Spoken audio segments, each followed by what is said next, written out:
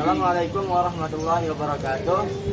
Selamat datang di podcast Keislaman, kajian santai tapi mendalam seputar isu-isu Islam kekinian.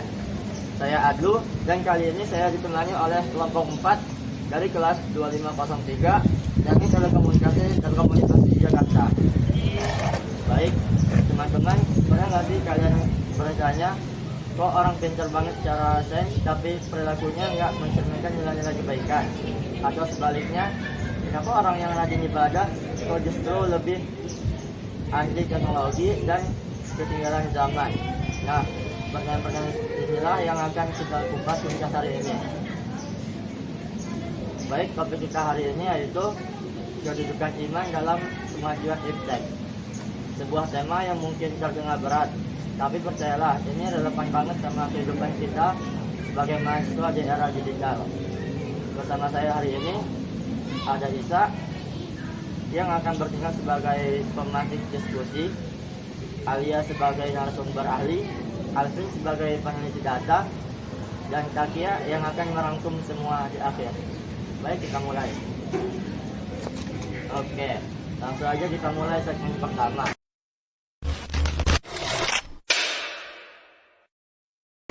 Isa, menurut kamu kenapa sih topik ini penting banget untuk kita bahas? Baik Adlu, nah ini pertanyaan yang sangat krusial banget. Coba kita lihat fenomena di sekitar kita. Di suatu sisi teknologi berkembang pesat. Kita bisa pesan makan, transfer uang, bahkan konsultasi kesehatan cuma lewat HP.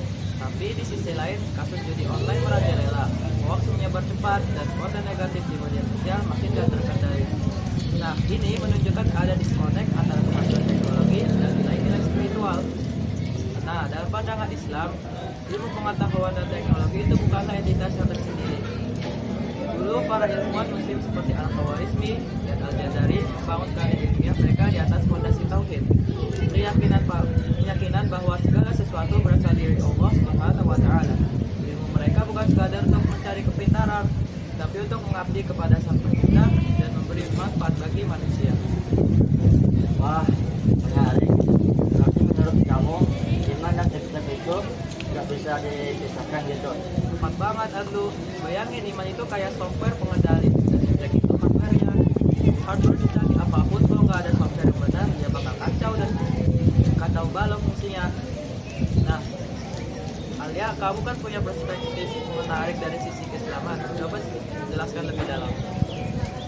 Jadi begini teman-teman, dalam Islam alam semesta ini adalah ayat-ayat yang kauniyah dari tanda-tanda kebesaran Allah yang terbentang di langit dan bumi.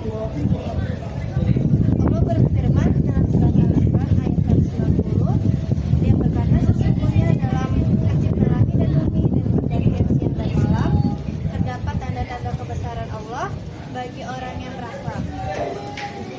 Nah, menuntut ilmu itu hukumnya wajib bagi setiap muslim. Ini berdasarkan hadis Rasulullah SAW, dan kata ilmu di sini mencakup ilmu agama dan ilmu sains teknologi selama bermanfaat dan tidak bertentangan dengan syariat. Tapi Alia, seringkali di masyarakat kita lihat semacam dikotomi. Ilmu agama itu, ilmu akhirat, ilmu umum itu, ilmu dunia, yang mana terkesan dipisahkan. Nah, itu salah besar dalam pandangan Islam. Antara agama, ilmu pengetahuan, teknologi dan juga seni itu memiliki hubungan yang harmonis dan dinamis. Ketiganya terintegrasi dalam sistem yang disebut dinul Islam yang mengandung 3 unsur pokok: akidah, syariah dan juga akhlak. Ibaratnya nih, kalau iman itu fondasi, iptek adalah bangunan di atas itu. Kalau fondasinya kokoh, bangunan apapun bisa berdiri tegak dan memberi manfaat.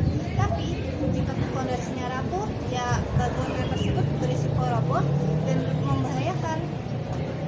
Dan yang penting, teman-teman, aktivitas penelitian, pembelajaran, dan pengembangan teknologi dalam Islam bisa bernilai ibadah jika diniatkan untuk mencari ridha Allah dan mengenalnya lebih dalam.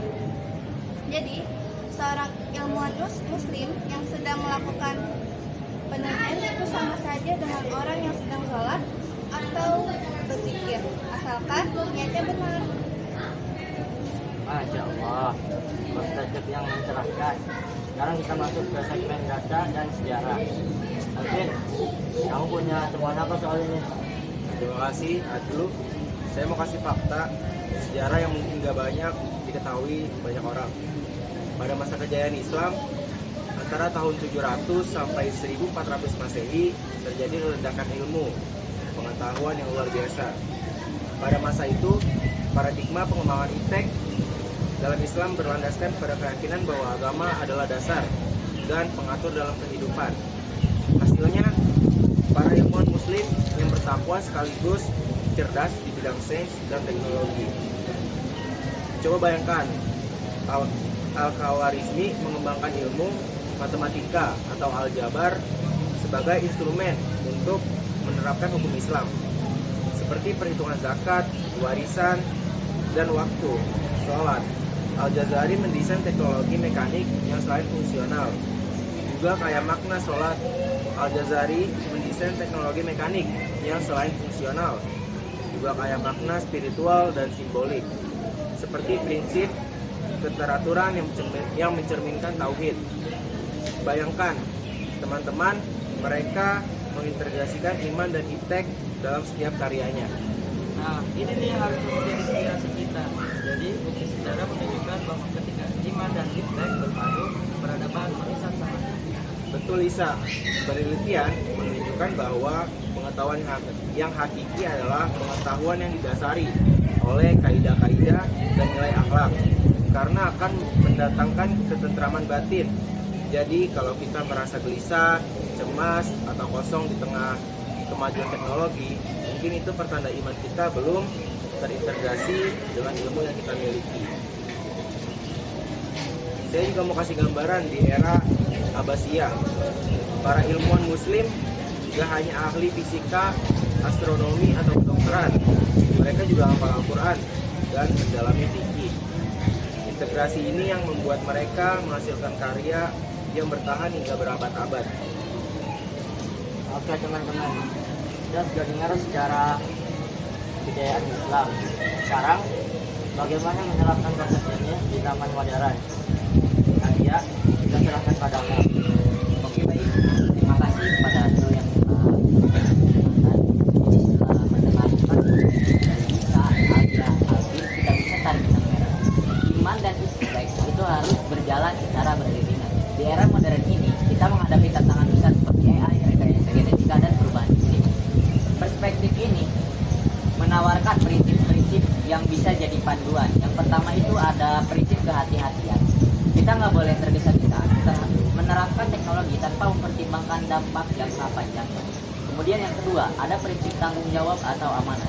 Sebagai khalifah, kita bertanggung jawab menggunakan iptek secara bijaksana. Kemudian yang ketiga, ada prinsip keadilan. Manfaat iptek harus dirasakan adil oleh semua orang, tidak hanya segelintir pihak. Kemudian berdasarkan dari poin yang tadi, intinya teman-teman, kita tidak boleh terjebak dalam dua ekstrim, anti teknologi atau menggunakan teknologi secara buta. Kita harus menjadi generasi yang melek teknologi tapi teguh iman. Seperti kata pepatah, jadilah muslim yang saleh secara spiritual dan saleh secara sosial. Setuju Takia, jadi bukan memilih antara sholat atau morning, tapi menjadikan keduanya sebagai satu kesatuan dalam hidup kita. Baik, kita sudah sampai di penghujung episode kali ini. Sebelum kita akhiri, saya akan berikan kesempatan kepada masing-masing kita untuk menyampaikan satu pesan penutup. Sampai dari saya.